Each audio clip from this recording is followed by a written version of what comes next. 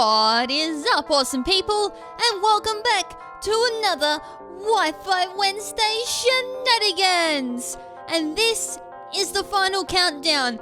This tonight will be the last Wi-Fi Wednesday for the Omega Ruby and Alpha Sapphire era. In what are we, 2 days now, or 3 days depending on where you live? Pokemon Sun and Moon will arise and we'll be in a brand new era. So this will be the farewell to Omega Ruby and Alpha Sapphire. So hopefully for you guys, I will end this with a bang. So let's hope this is quite entertaining. Hopefully I've left the best for last. So anyways guys, let's get on to it. So in the previous Wi-Fi Wednesday, I showed off an Agatha themed team that I did for the double battle format, and we're going to be continuing on with that one. And to finish off this particular episode, I will be transitioning into another theme team. I think the last couple of double battles I have are actually theme teams. I could be mistaken for one of them, but I'm pretty sure the last two I have are theme teams. So anyways, let's get on with the first one. And as I said, it is another Agatha theme team, but there is one other battle with this. I did have another battle, but it wasn't exactly the greatest, so that one kind of got scrapped. Anyways guys, we're leading on with the Alakazam and the Gyarados lead on my side, and the opponent is leading with the Pachirisu and Snorlax. Now in hindsight, I actually made a pretty big misplay here. Should have saw this coming from a mile away, since this was probably based on Sujin's Pachirisu, though having probably thought that at the time, because remember this was done about 6 months ago, so I can't exactly remember my train of thought at the time.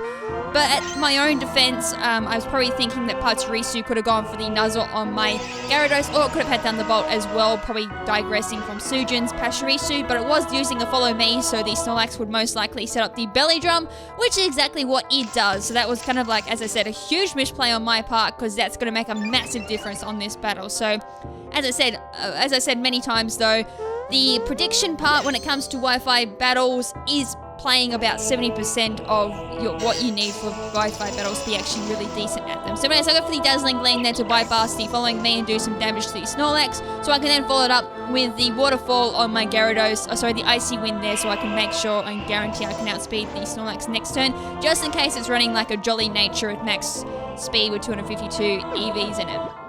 Hard to tell what some people run, because some people go for max health.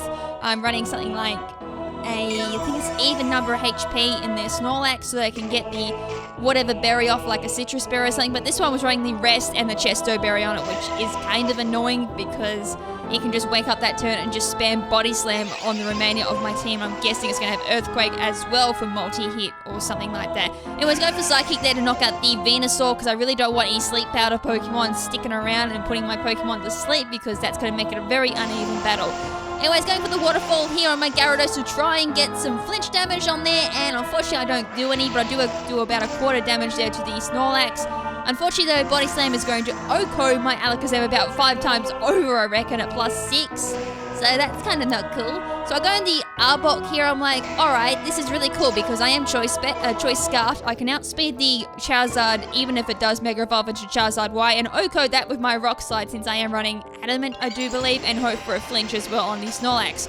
So they're going to Mega Evolve into Charizard Y there. I'm like, alright, this needs to hit. If this misses, this is probably a game for myself. So anyways, the Drought ability does kick in for the Charizard Y, putting the Sunlight to Harsh, increasing all Fire type moves, so Flamethrower is going to hit quite hard there. And as I said there, if Rock Slide did not hit, that was game for me. So unfortunately, I did miss with Rock Slide on the Charizard Y, costing me pretty much the whole battle.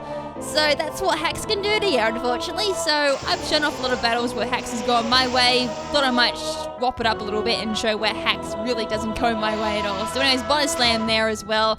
Knocks out my Gyarados. Even though this was a bulky support Gyarados, that still wasn't enough to tank a +6 Body Slam from a Snorlax who already has massive attack without the +6. Alright, so my last Pokemon is the Gengar, and insult to injury, I do get min damage on the Sludge Bomb. I'm like, oh, you have got to be kidding me. So Focus Chest kicks in there, making my Gengar hang on by 1 HP, and its last move is the Ice Punch, which is going to take out my Gengar.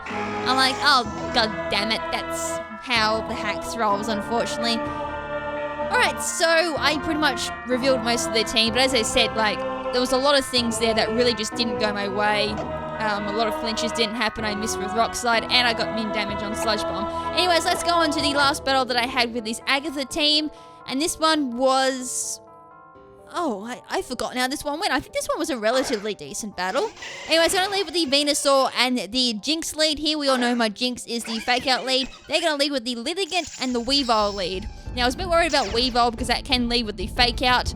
It can run Icicle Crash as well and a few other deadly moves. Litigant's an absolute pleasure to see. It's not a Pokemon I see very often, but it is one of my favorite Pokemon at the same time that I love running. I didn't get, unfortunately, a chance to run Litigant in doubles format, I do believe, which is kind of disappointing in a way. Anyways, I'm quite disappointed in myself now. Anyways, the Litigant is, of course, going to go for the sleep powder there, putting my Jinx to sleep since it can't really do much to my Venusaur. But I thought since the Weavile can't really do too much to my own Venusaur due to the fact that I've thick that on this thing and I'm extremely bulky as well as a little bit of special attack investment, I'm just going to go for the Litigant, take that out because I really don't want that to stick around and do some sleep powder damage to my team or taking out my Venusaur. Alright, so Gardevoir's going to come in and I'm like, alright, this is definitely going to be Mega, so let's just Sludge Bomb this because I fear Mega Gardevoir more than I do the Weavile. Because as I said, I can tank the Weavile relatively well, and I have Arbok in the back as well, which can outspeed Weavile. And if I hit, I can hit with Rock Slide and OHKO that as well, since it is carrying Life Orb on it, so it is slowly killing itself at the same time. So Icicle Crash there is going to do just a little bit over quarter damage there to my Venusaur. Life Orb residual damage as well, just slowly weakening the Weavile. Hyper Voice there is just going to miss out on the kill on my Jinx due to Jinx's nice special base defense and the 25% drop to multi-target, and Venusaur is going to take that like a beast. So anyways, Icicle Crash there is going to miss my Venusaur. At the same time though, I've been extremely lucky that I haven't been able to get a flinch chance on that Icicle Crash. That probably might make a bit of a difference if it did flinch. Anyways, Jinx is going to get knocked out there from the Hyper Voice. Venusaur still sticking around there, which is just going to fire off the Sludge Bomb and take out the Mega Gardevoir. So 2 Pokemon down on their side, and I think the only Pokemon I've lost is, of course, my Jinx.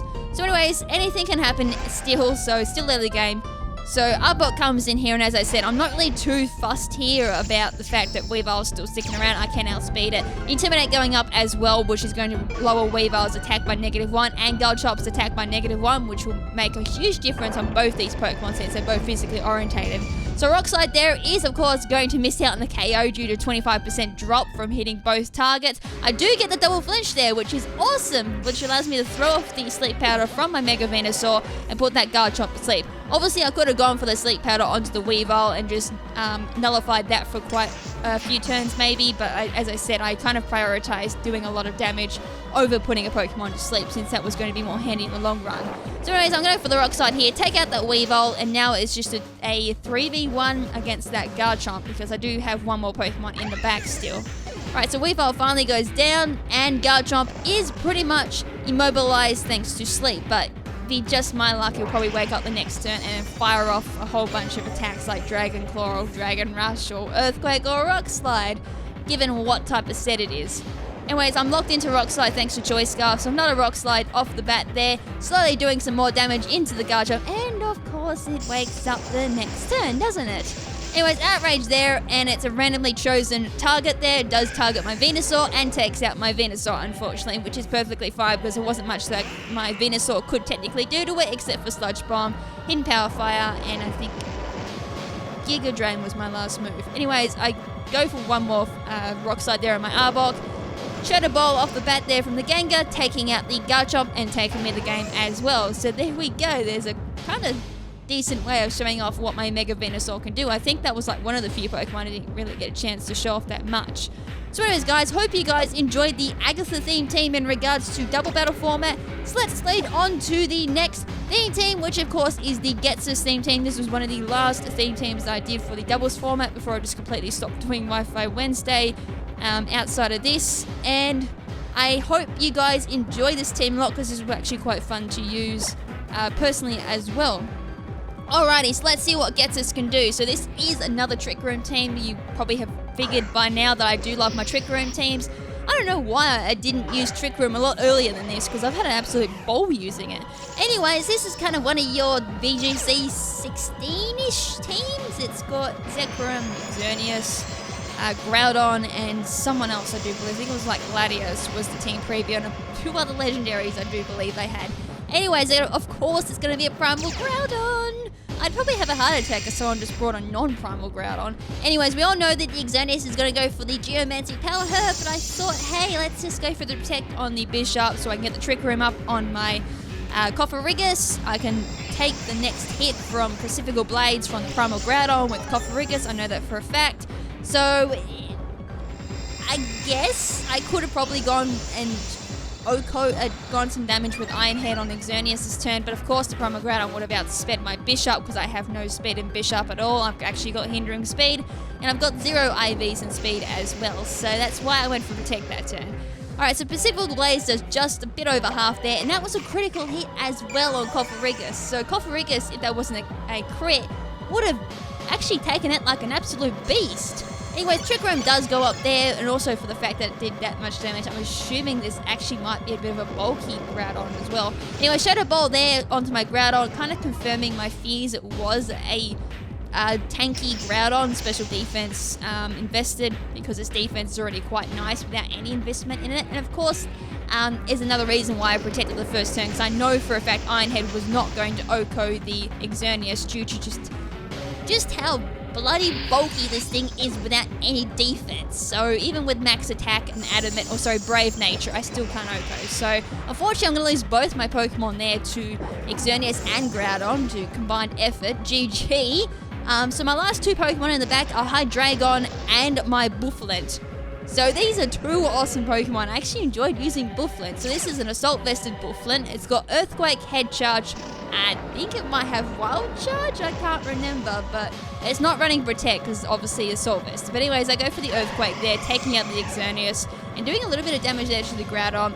And because Trick Room is up, I can just go for the Dark Pulse from a Choice Specs Hydreigon and taking out that Groudon. And I forgot to mention it as well, for those who are curious about the investments and all that in these particular Pokemon, there is actually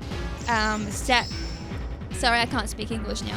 There is like set information on the Wi-Fi Wednesday live layout, so if you want to go check that out, you'll get all the information in regards to each of these Pokemon. Anyways, the last 2 Pokemon is Zekrom and the Latios, which is going to evolve into Mega Latios. Still can't tell the difference between the 2 of them. If it wasn't for names on the screen, I wouldn't have not a clue who they are. Anyways, I go for the Earthquake here from the Bufflet just to do super effective damage against the Zekrom, and because it's the only target I'm hitting, I will be hitting at 100%, doing it max damage. So I do about half damage there, which is awesome, and I know Dark Pulse from Hydreigon is going to be an OHKO against Latios. So that goes down, didn't get a chance to see what that did. So what's Zekrom going to do? Oh, it's going to do Box Strike. So I was thinking I was going to go for my Bufflet there because it's not very effective against Hydreigon, and they go for Hydreigon instead. So I'm like, that's interesting. I don't know if they did that because they already knew it was over, or yeah, I can't tell with misclick or yeah. Anyways, that's game. Hope you guys enjoyed that battle. And the team, obviously you'll get to see more of the team as well in the next episode of Wi-Fi Wednesday. So keep your eye open for that. That should be up in a couple of hours. Anyways, guys, that's it for this episode. Hope you guys enjoyed it. This is the 3rd last battle. The next battle will be 2nd last battle, and I'm assuming this will be a triple upload tonight. I'm so sorry, guys. I know you guys don't enjoy triple uploads, but I kind of have to get through all of my battles. Due to me being lazy, I kind of had to do it. If I wasn't lazy, this wouldn't be an issue. Anyways, guys, until next time, this is Lady KrimZen saying ciao for now, but not forever.